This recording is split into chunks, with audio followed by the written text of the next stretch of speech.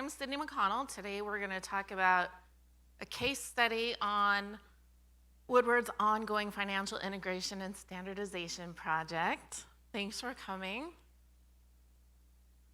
We'll talk about Woodward's financial systems, go into some more detail than we did yesterday. Talk about how we built and then continually revised our project timelines and roadmap. Talk about how we integrated between our multiple ERP and financial systems. Talk about some solutions that we found to correct some pretty serious performance problems that we had. And then talk about our future financial projects.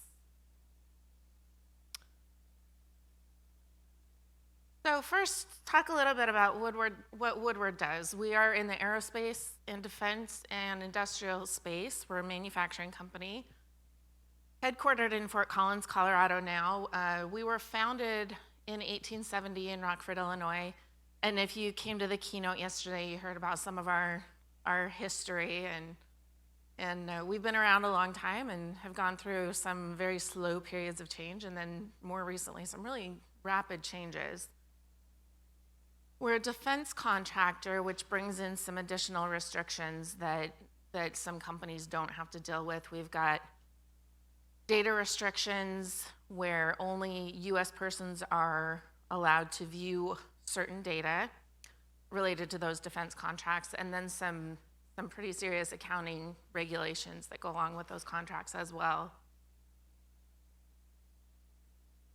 Our ERP, so when we started this whole project to kind of transform and standardize our financial systems, we had two fairly recent acquisitions that were each running a different ERP system. One was on a highly customized SAP system, it's SAP, so it was familiar, but it was also so customized that it was just really, really difficult to support and work with. Another acquisition site was running a system called Syncom that was fine for what it did for manufacturing, but it had really no integration with any financial system.